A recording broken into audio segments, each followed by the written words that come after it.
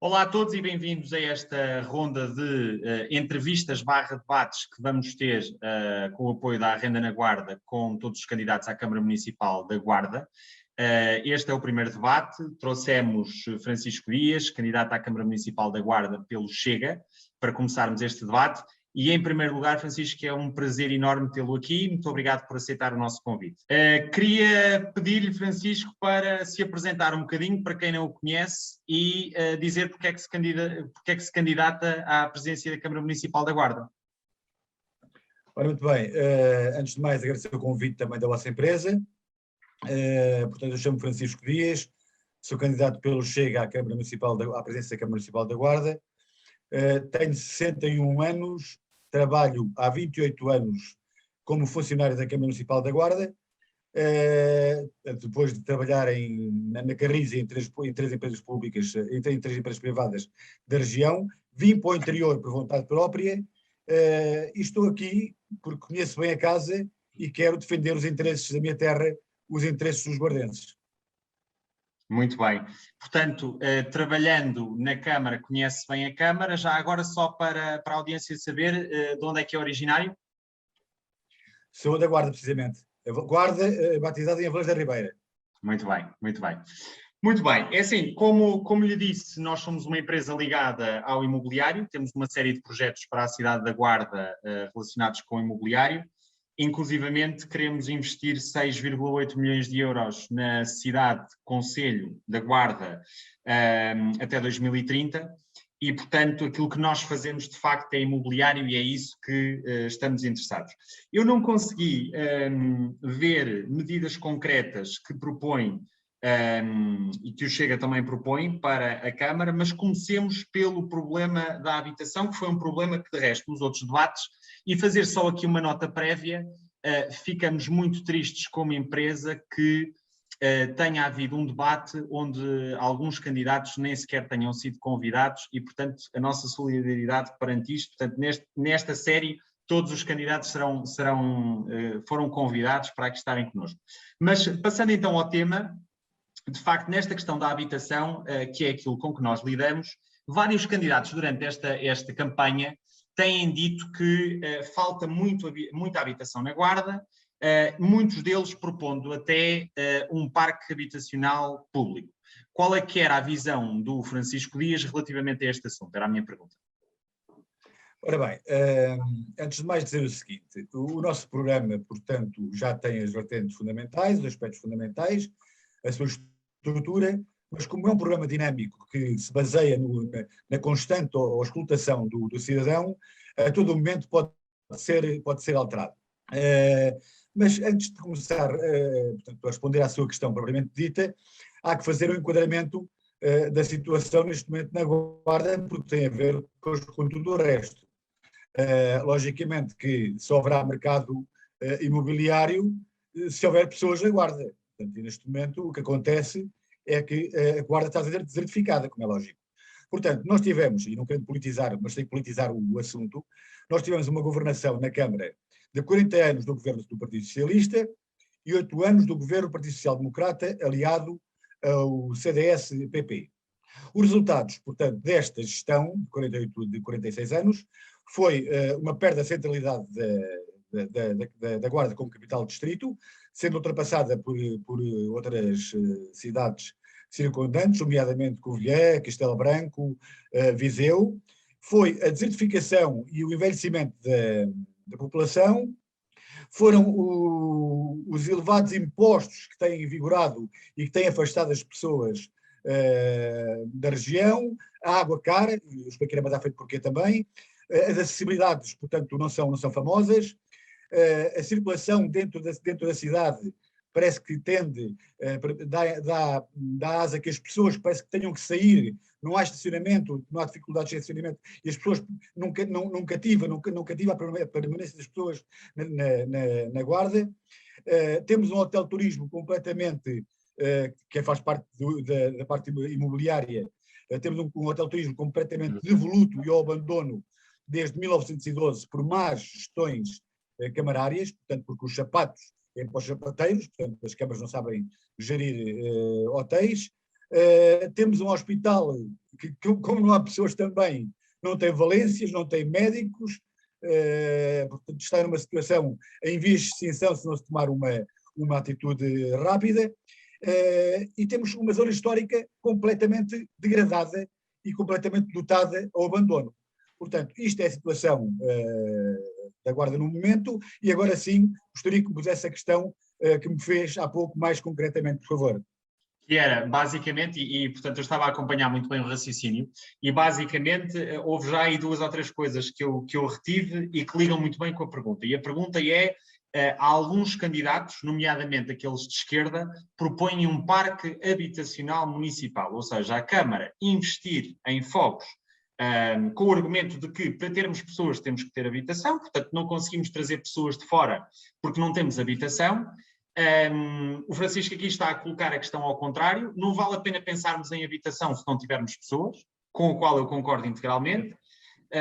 Aliás, dizer aqui também que isto não é uma mera entrevista, é uma entrevista de debate e, portanto, eu posso omitir a minha opinião, mas o Francisco disse uma coisa que eu acho que responde à pergunta, que é: os sapatos são para os sapateiros e as câmaras não sabem gerir hotéis. Ora, se não sabem gerir hotéis, também não sabem gerir casas. Esta ideia, e portanto é uma pergunta, concorda que a Câmara não devia ter nenhum parque de habitação municipal, ou que pelo menos não deveria ser essa a prioridade de quem quer que seja eleito, ou no caso de ser eleito o Francisco, não ser essa a prioridade, mas sim dar condições aos privados para que possam construir esse parque habitacional e um mercado de arrendamento sólido?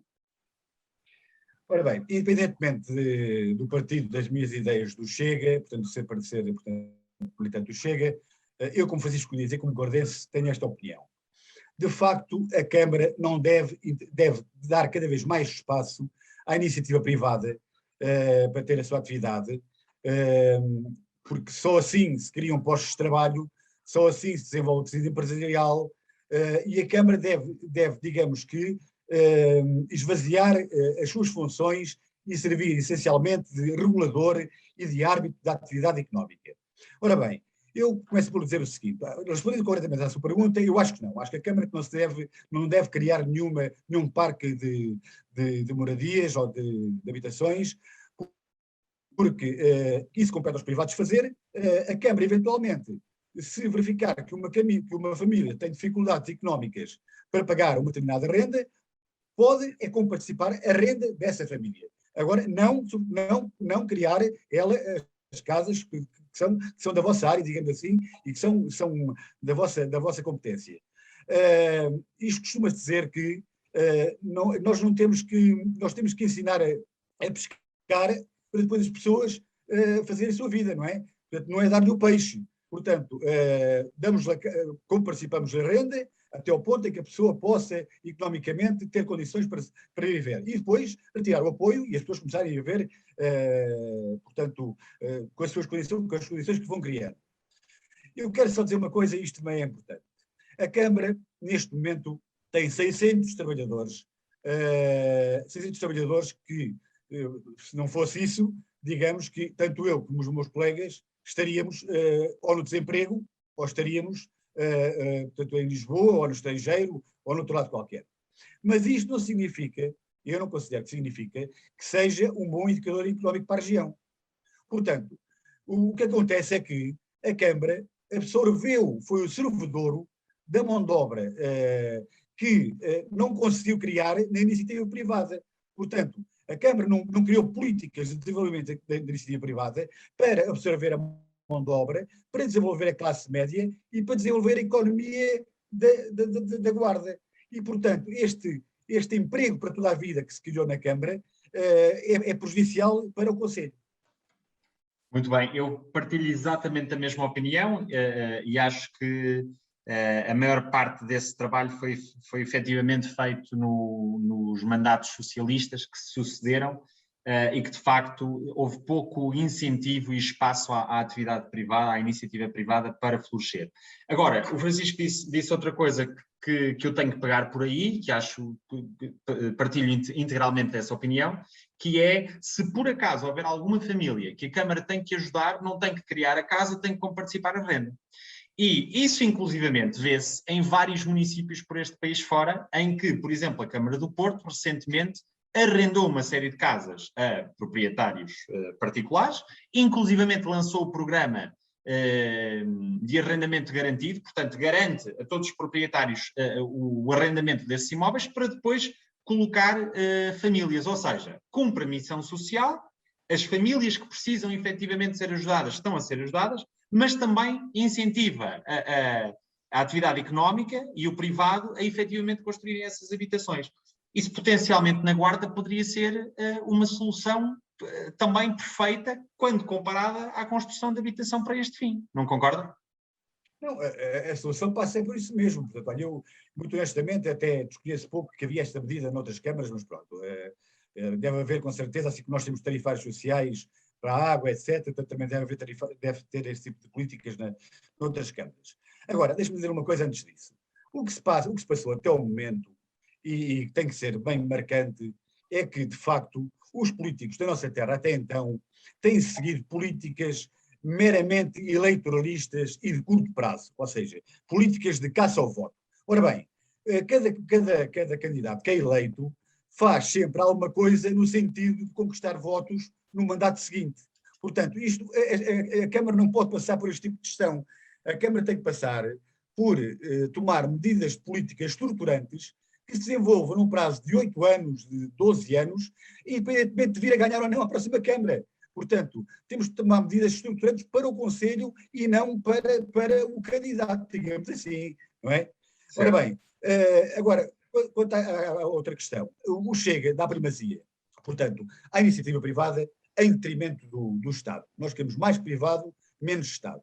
Ou o Estado compete ser, como as câmaras, compete essencialmente a Justiça, a Defesa Nacional e as Finanças Públicas e pouco mais. Portanto, tudo o resto que terá que ser feito pela iniciativa privada.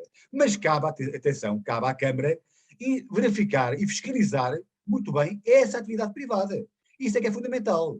Portanto, e eu como elemento da Câmara, como funcionário e conhecedor, eu até proponho, no meu programa, proponho que haja uma reorganização da casa. Ou seja, a casa tem que ser arrumada. Isto quer dizer o seguinte, vamos lá ver. Todos nós sabemos, não vale a pena estar a esconder o sol com a peneira, todos nós sabemos que a maior parte da população do Conselho da Guarda e das aldeias limítrofes tem uma má imagem da Câmara Municipal da Guarda quanto à sua eficiência e eficácia. Pronto. Portanto, são os senhores que cometem uns projetos para a construção de um imóvel e que demora 2 anos a ser aprovado, para além de outras deficiências que são sebejamente conhecidas. Portanto, eu proponho, antes de mais, que, acima das divisões, se crie, de facto, portanto, tendo em conta que a Câmara deverá passar, peço desculpa, há uma função que eu acho que a Câmara deve reverter novamente para a Câmara, que é a exploração de água e esgotos, que foi concessionada e mal concessionada, e estamos a pagar a água cara por esse facto. Tudo o resto, todas as outras atividades... Mas aí, desculpe interromper, Francisco, aí seria só uma questão de ideologia, ou seja, que acha que isso deve ser um serviço municipalizado, ou porque foi testado e correu mal? Não, porque foi testado e correu mal e porque eu acho que estava a correr bem enquanto SEMAS na Câmara. Muito bem. Portanto, enquanto SEMAS estava a correr muito bem e, portanto, como se fez um negócio mau, ao concessionar parte da exploração da água, isso vai se refletir numa dívida enorme que neste momento a Câmara tem de 32 milhões de euros para pagar e, portanto, temos que pagar e temos que reverter o processo de gestão desta área. Quanto às outras atividades, portanto, eu quando falo que os trabalhadores são muitos, o que é que eu pretendo? Eu pretendo claro que não vou despedir os meus colegas, como é lógico, isto fique bem claro. Agora, por cada colaborador que saia, que se reforme, se não for uma função muito específica, eu pretendo não meter ninguém, até chegar a um nível que seja adequado às poucas funções que a Câmara poderá executar. E então aí passa pela tal reorganização que eu refiro. Eu queria criar, acima das divisões e na dependência direta do Presidente ou da sua assessoria, digamos assim, 3 gabinetes que eu considero fundamentais.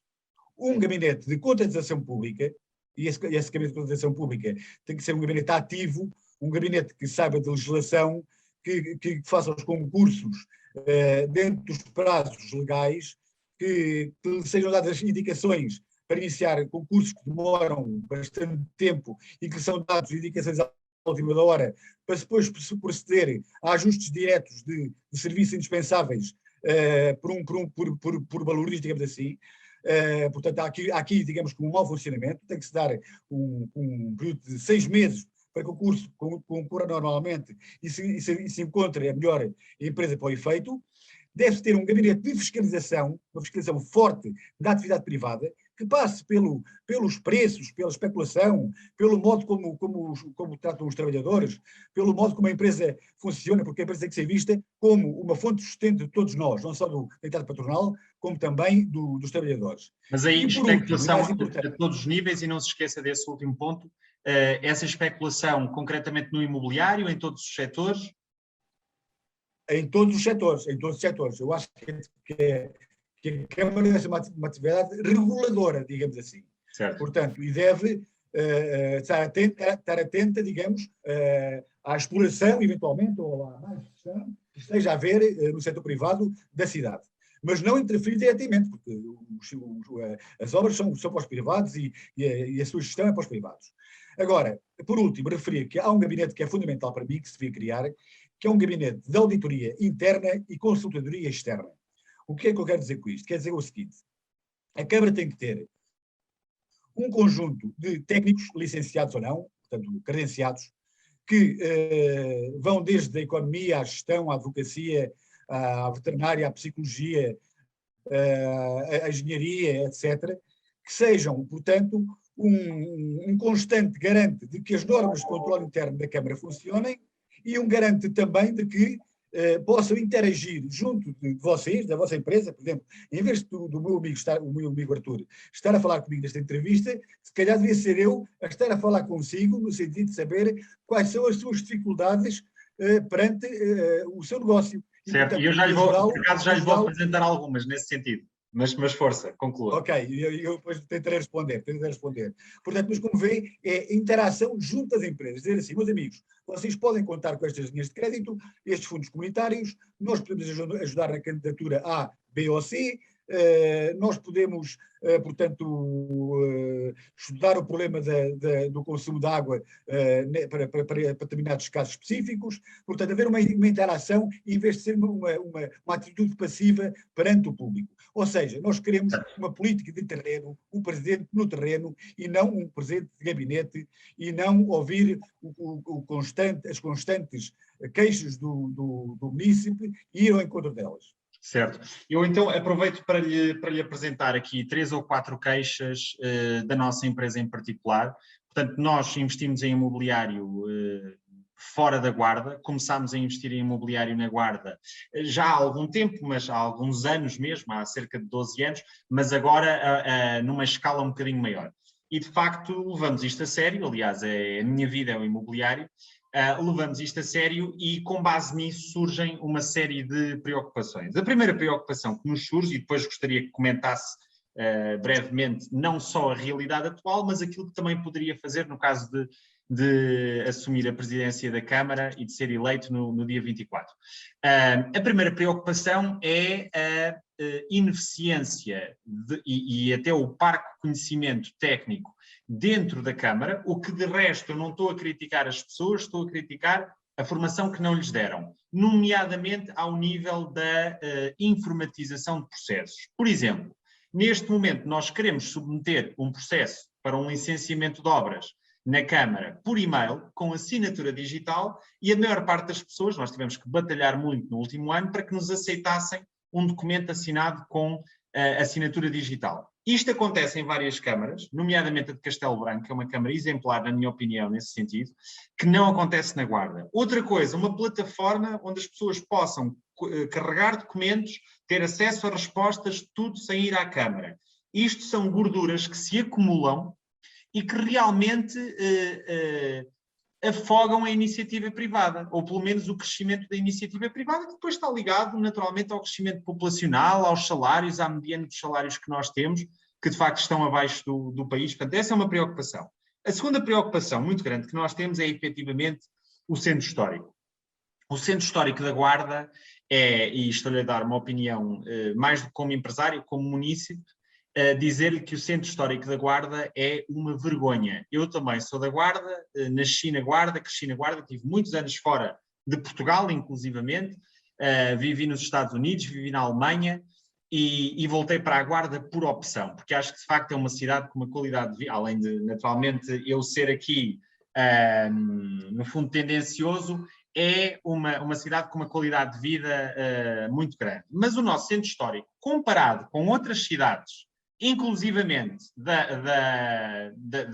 do interior do país, está num completo abandono, numa sujidade incrível, temos imensos prédios devolutos e eu aqui gostaria de comentar duas medidas em particular. O atual Presidente da Câmara foi num debate, naquele debate em que o Francisco Dias não esteve, foi confrontado com a possibilidade de reduzir o IMI, sendo que ele disse que não, porque entende que essa folga orçamental deve existir. E eu não vou questionar isso, mas vou colocar a questão. Então, e não faria sentido, por exemplo, uma medida que aqui ao lado a Covilhã tem, que é majorar o IMI dos prédios que estão devolutos e em mau estado, num estado de degradação avançado, precisamente para obrigar os proprietários ou a reabilitar, das duas uma, ou a vender, para que alguém reabilite. Portanto, essa é a primeira medida que eu acho que traria muita atividade ao centro histórico, portanto, forçar as pessoas, porque é assim, nós vivemos numa realidade em que sabemos que a zona da Guarda é uma zona com muito dinheiro, há muita gente que tem muito dinheiro e não quer vender o património que tem, porque o dinheiro não lhes faz falta e tudo mais. Mas depois caímos neste paradoxo em que temos um centro histórico extremamente devoluto, abandonado, com prédios em que nós temos que ver onde é que passamos porque nos pode cair qualquer coisa em cima, e aí a Câmara, de facto, no sentido daquilo que estava a dizer, deve ter um efeito regulador. E esse efeito regulador poderia ser consubstanciado, como a Covilhã faz, ao majorar os IMIs dos prédios que estão devolutos. Portanto, duas preocupações importantes, na minha opinião: a questão da informatização de todos os processos na Câmara, da agilidade nesses processos, as pessoas não terem que ir à Câmara para tratar de alguma coisa, porque é assim, eu como empresário, se eu ou um colaborador meu gastar 2 horas para ir à Câmara, ter uma reunião e preencher um papel qualquer e tudo mais, são 2 horas que aloca a isso e deixa de produzir aquilo que quer que seja. E, consequentemente, a riqueza da região é diminuída. Claro que não é 2 horas de um colaborador ou de um empresário que vai diminuir, mas no global certamente fará a diferença. Portanto, informatizar, e essa é uma queixa que lhe apresento, informatizar todos os serviços. Há imensos exemplos no país muito bem sucedidos. Segundo, dar formação àquelas pessoas que pelo menos estão na frente das coisas na Câmara e que falam com os munícipes, e peço desculpa, não se aceita que uma funcionária da Câmara se vire para nós e diga: eu não sei o que é assinatura digital, isso não é aceito. Quando é a assinatura reconhecida pelo governo português. Não é culpa da senhora que lá está, é culpa de quem não lhe deu formação. A segunda preocupação, muito importante, e depois teria outras, mas vamos aqui ser pragmáticos, é de facto atitudes fortes para requalificar o Centro Histórico da Guarda, que é uma zona muito mal cotada perante os egitanienses, perante as pessoas que vivem na Guarda, e de facto eu acho que essas medidas passariam sempre por majorar o IMI daqueles que têm prédios devolutos há anos e anos, para os obrigar ou a reabilitar ou a vender, por ter uma limpeza digna do centro histórico que não existe hoje, por ações de sensibilização relativamente à sujidade do centro histórico e, acima de tudo, por outra coisa, porque nós podemos dizer isto tudo, isto parece bonito e faz sentido, mas eu acho que falta uma coisa que um executivo tentou fazer com trazer o SEMAS para o centro histórico, mas falta uma coisa muito importante, que é trazer um outro serviço estruturante onde as pessoas tenham que se deslocar ao centro histórico. Porque eu convido toda a gente a perguntar aos residentes da Guarda quantas vezes foram ao centro histórico. A maior parte nunca foram. Ora, se nunca lá vão, o centro histórico fica devoluto e abandonado.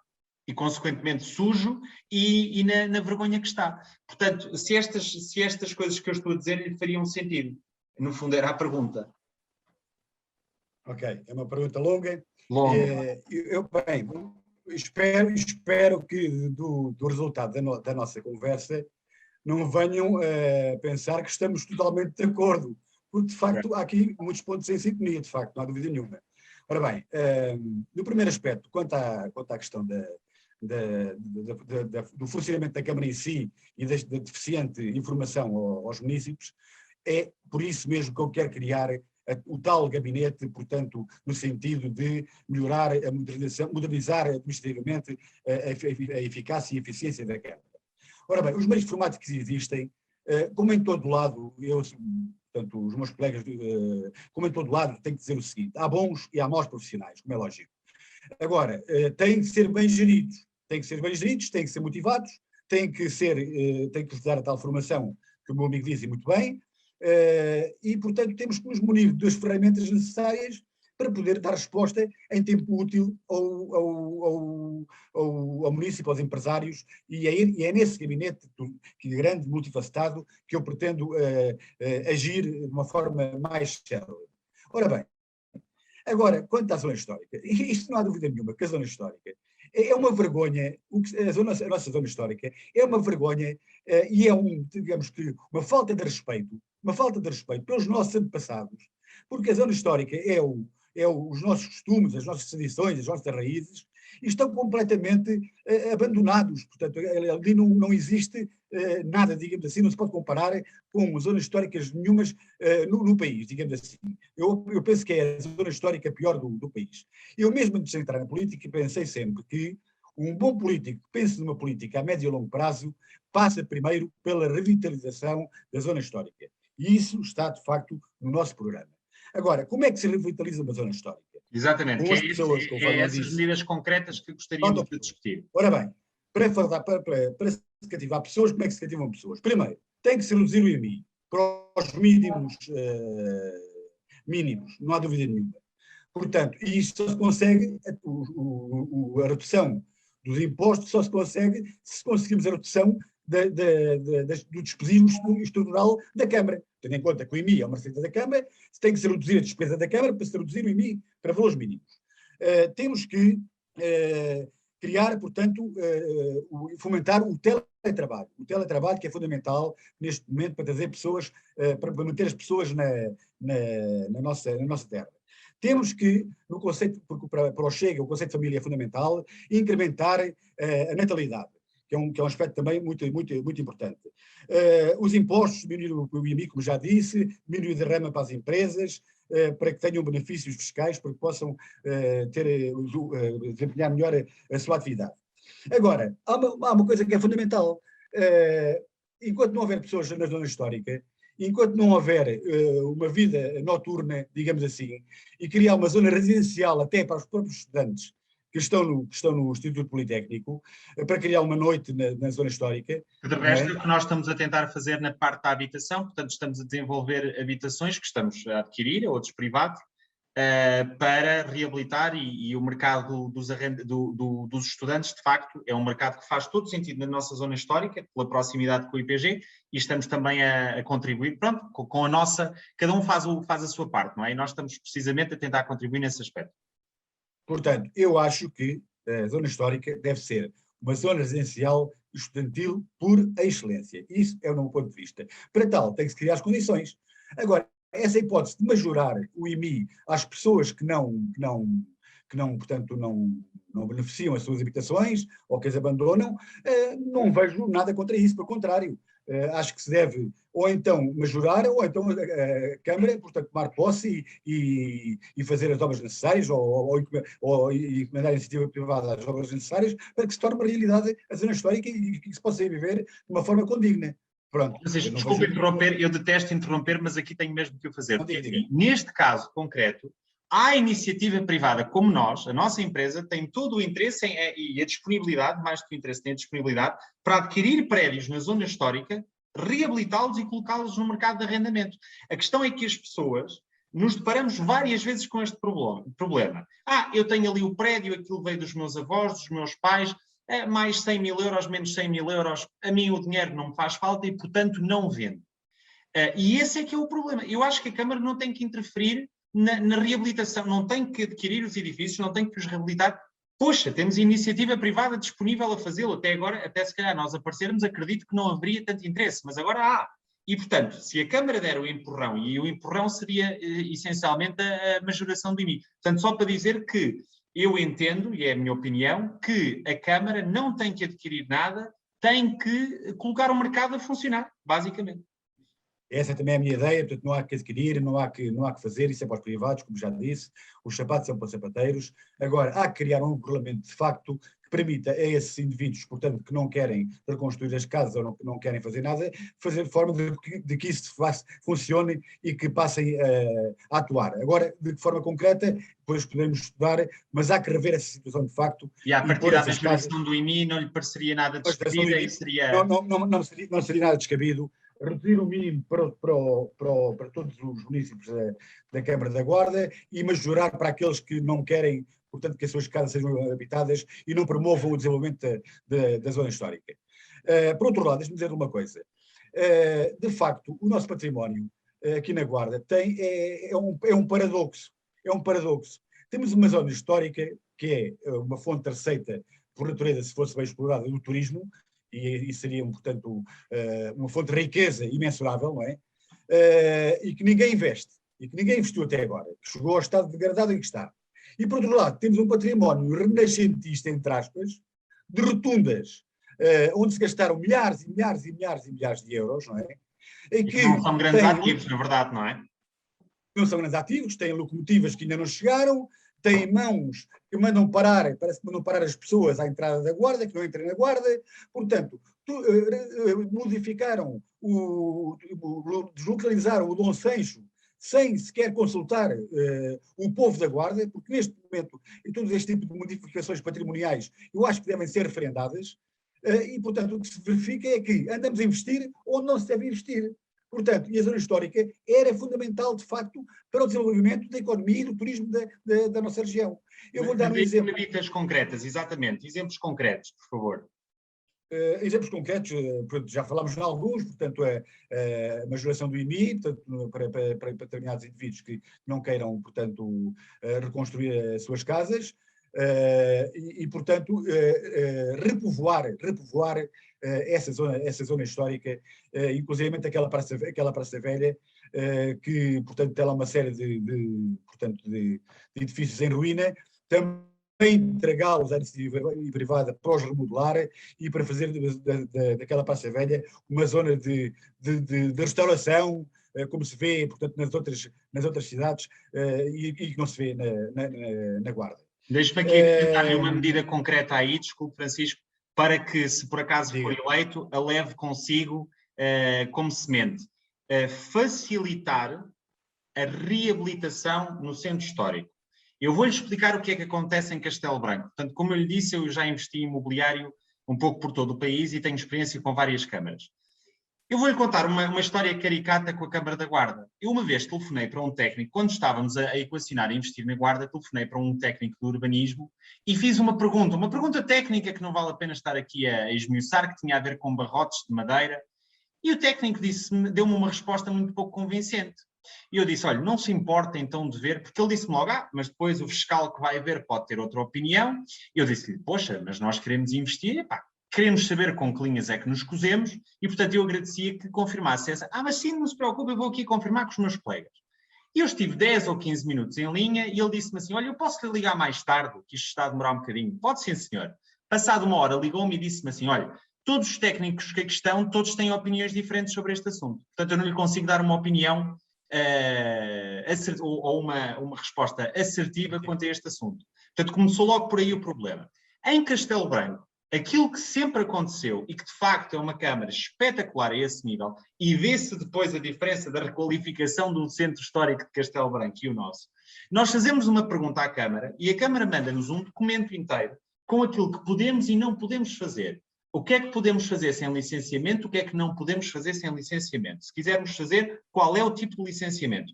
Um tratamento totalmente diferente. Isto, na cabeça de um investidor imobiliário como eu, como a nossa empresa, é um fator limitativo. Como é que nós vamos investir numa cidade extremamente limitativo? Como é que nós vamos investir numa cidade onde os técnicos não nos sabem dar uma resposta assertiva e, no fundo, delegam para o fiscal que vai ver a obra? Bom, isso depois fica ao critério dele.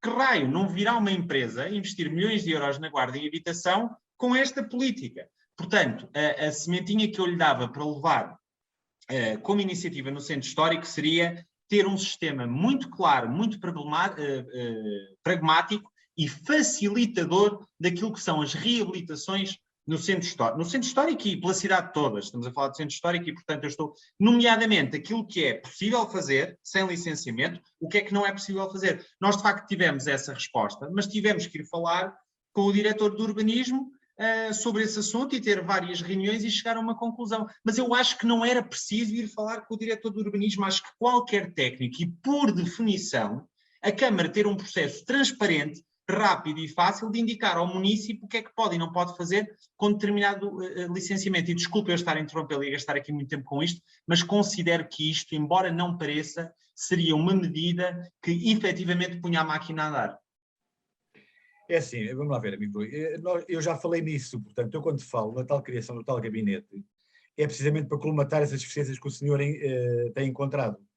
Portanto, se eu tiver lá um conjunto de técnicos, de facto, credenciados num determinado sítio exclusivo e não dependendo de divisões, porque vamos lá ver, uma divisão financeira pode trabalhar mais à retaguarda, digamos, mais no back-office, digamos assim, não é?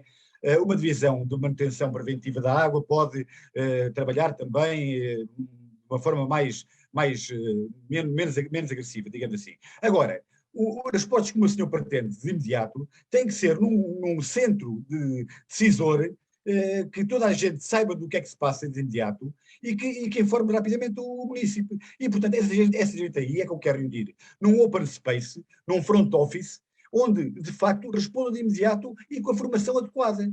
Portanto, e que não deixam a perguntar ao fiscal, nem o fiscal vai perguntar ao outro fiscal. Portanto, essas pessoas que estão ali têm que responder rapidamente e dizer, inclusivamente, quais são as dificuldades que têm. Olha, eu como técnico superior da Câmara Municipal da Guarda, por vezes, quando vejo que há algum problema mais burocrático no funcionamento do atendimento público, por exemplo, da Câmara, se eu próprio que deixo cá em baixo, que deixo ao atendimento para resolver a questão com o município, para obviar esta burocratização e para ser mais célere o problema. Portanto, é isso que nós queremos, é desburocratizar a Câmara e ter respostas imediatas e concisas, como o senhor necessita, de facto, para agilizar os procedimentos das empresas. É isso que eu quero. Portanto, é o tal gabinete multifacetado, um open space, bem formado, bem equipado e que responda de uma forma eficaz.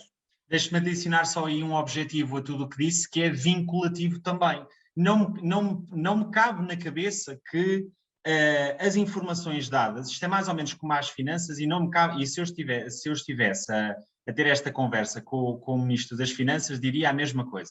Não me cabe na cabeça que um funcionário das finanças me dê uma resposta qualquer, até porque sabe que não é vinculativa. A mesma coisa se aplica ao município. Não me passa pela cabeça que um técnico me dê uma resposta e diga assim, bom, mas na verdade isto depois depende um bocadinho do fiscal que lá vai.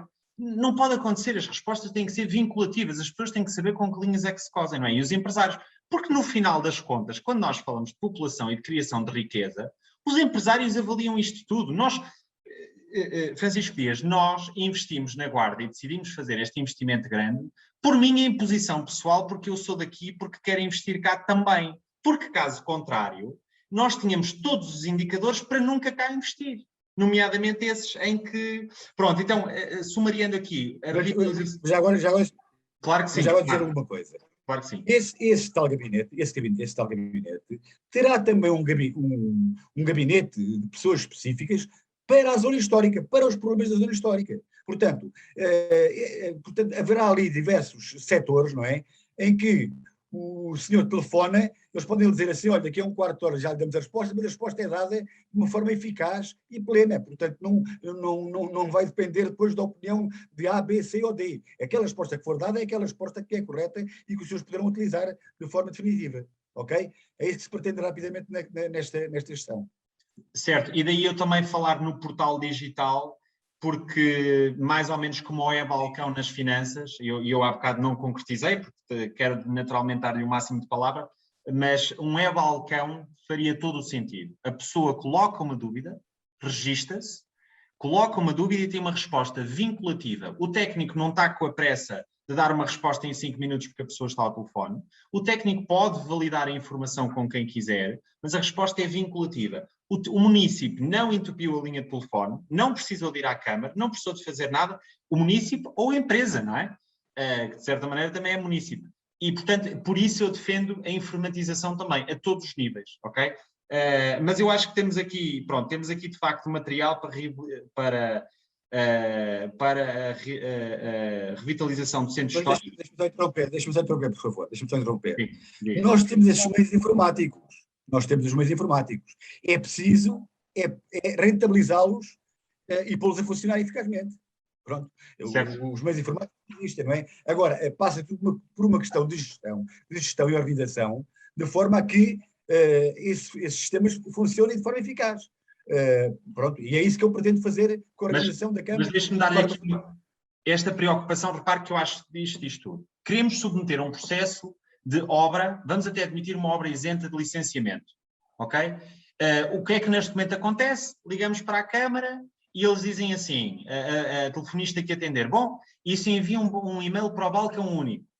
E nós temos que enviar um e-mail para o balcão único.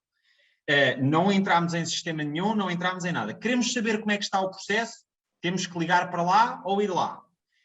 Havendo um e-balcão, onde o processo está lá todo e nós queremos consultar o estado do processo, entramos no portal e vemos como é que a coisa está. Queremos adicionar um elemento ao processo, entramos no portal e adicionamos. Não estamos a falar de um sistema do País das Maravilhas. Muitas câmaras têm isto implementado, não é nada do outro mundo.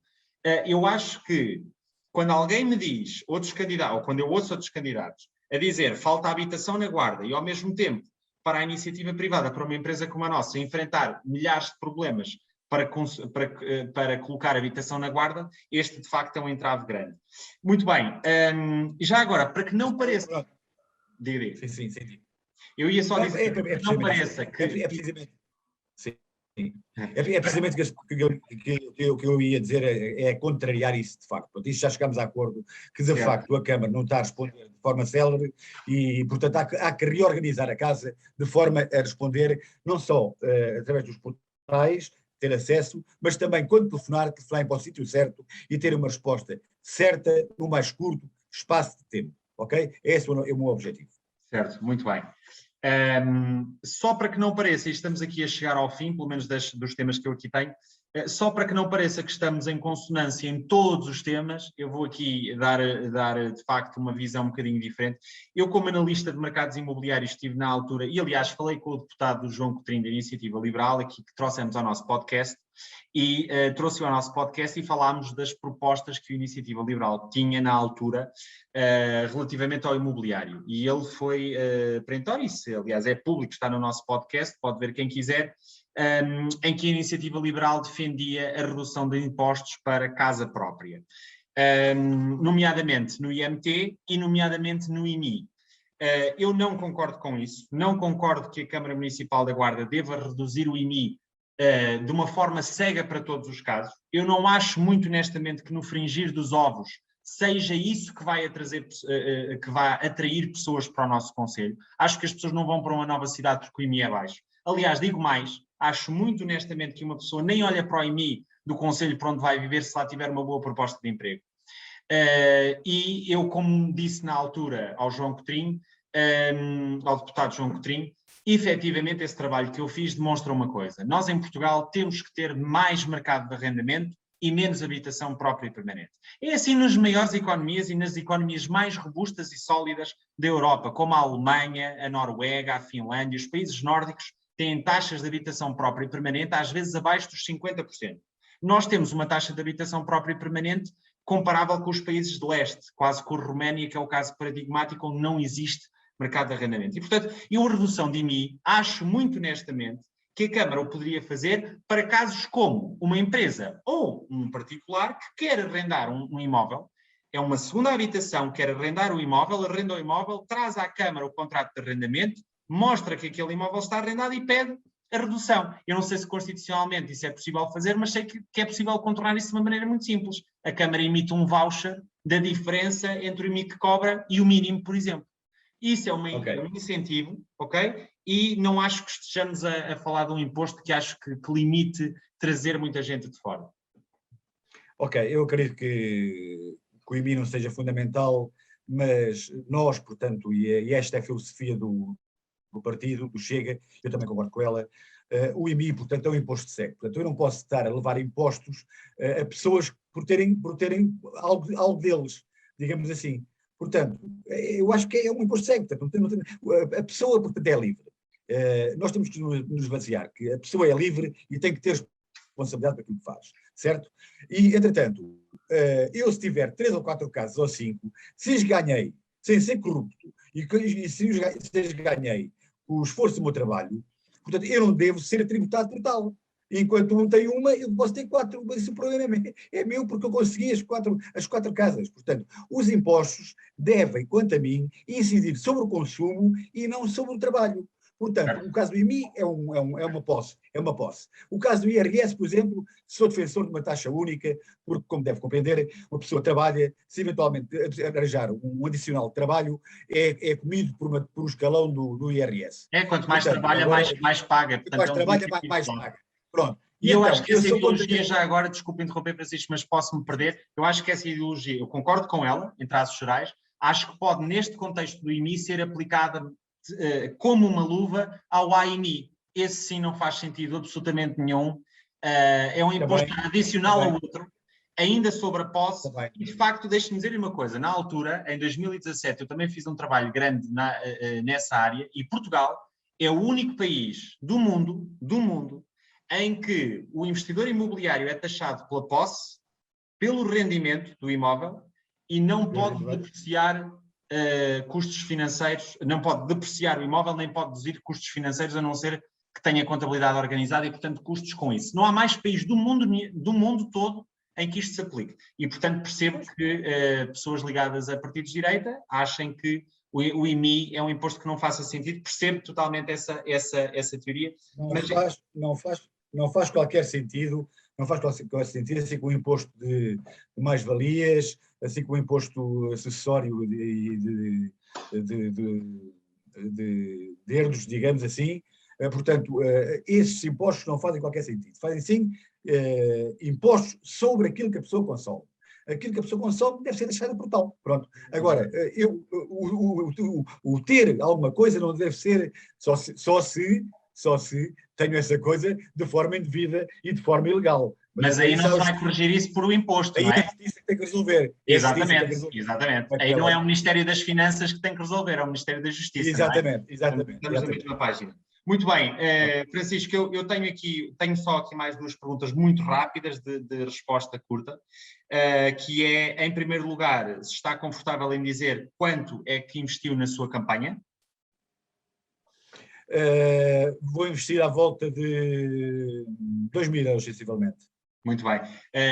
Espero, e é uma pergunta, mas disfarçada, aliás, é uma afirmação disfarçada de pergunta. Espero que a maior parte dos serviços contratados para a realização dessa campanha, nomeadamente impressão de flyers, se ele houver lugar, tenham sido contratados na cidade da Guarda, que eu sou um defensor de deixar o dinheiro cá e não o deixar noutro sítio qualquer. Aliás, a nossa empresa preza-se por isso. Nós imprimimos livros no centro da Guarda, que nos ficam cerca de 10 vezes mais caros do que imprimi-los em Espanha, mas não podemos queixar-nos como habitantes do interior e habitantes da Guarda, que não temos infraestruturas, que não há cá emprego, que não há cá dinheiro, se depois contratamos os serviços fora, na minha opinião.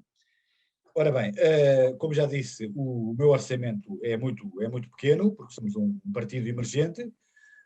De qualquer modo, ainda poderá aumentar, logicamente, poderá haver mais donativos, mais patrocínios e poderá aumentar. Agora, logicamente, tudo o que temos feito, portanto, é a regra do partido ser o partido a comprar portanto, o material, digamos, para a campanha eleitoral. De qualquer modo, nós tentamos arranjar orçamentos da terra mais baratos do que a central de compras do partido, no sentido de obter tudo aqui na nossa terra. E tudo o que temos obtido, nomeadamente flyers, um outdoor foi oferecido pelo partido, mas flyers e agora umas lonas para a carrinha de som, etc., vão ser feitas na cidade da Guarda e, sempre possível, darmos o trabalho aos guardenses e à nossa terra, não é lógico.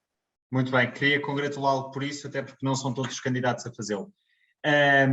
Últimas palavras, não sei se tivemos aqui uma discussão até longa, também já agora dizer a toda a gente que nos vê que nós não combinámos perguntas, houve uma conversa fluida e espontânea, combinámos sim os temas que iríamos falar, resumimos à questão da habitação, imobiliário, centro histórico e questão fiscal, mas as perguntas não eram conhecidas, nem tivemos sequer um debate de ideias propriamente extenso antes disto, portanto, aquilo que concordámos foi espontâneo, o que discordamos também é espontâneo, é tudo espontâneo. Queria só dizer-lhe, dar-lhe algum tempo, se quiser dizer mais alguma coisa, para as pessoas que estão a ver esta entrevista-debate, esteja à vontade. Só dizer o seguinte, a palavra final. Rapidamente. A palavra final, portanto, agora fora do campo do imobiliário, não é? Aproveitar para dizer que, de facto, neste momento, o ato eleitoral que se vai realizar no dia 26 está muito dividido, portanto, tem uma perspectiva de ser muito dividido. Temos, portanto,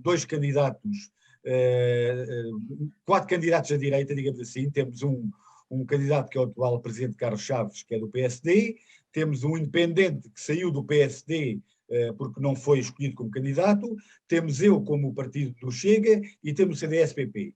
Ora bem, há um ódio, portanto, federal entre o candidato do PSD e o candidato independente, que tem vindo a ocorrer há 8 anos a esta parte, e toda a gente sabe, é ligeiramente conhecido na cidade, e esperemos, de uma vez por todas, que este desentendimento não vá continuar a prejudicar os guardenses no futuro e que se entendam de uma vez por todas, e para isso pensamos que a alternativa mais credível, no sentido de tentar equilibrar a balança, será mesmo o voto no Chega e a mim como candidato à Câmara da Guarda.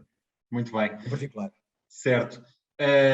Mais uma vez, Francisco Dias, queria agradecer muito a sua participação, desejar-lhe toda a sorte do mundo para a campanha, que corra tudo bem num espaço democrático, que é isso em que eu acredito, sou um democrata completo, e lamentar desde já, até porque aqui há muito espaço para opinião, não é? Como ficou bem claro, lamentar desde já que não tenha sido dada a mesma voz, o mesmo tempo e o mesmo espaço a todos os candidatos de igual forma nos debates que foram emitidos, enfim, por outras televisões. Portanto, muito obrigado por vir e a maior das sortes para a campanha. Está bem? Muito obrigado, foi um prazer. Muito obrigado. Obrigado.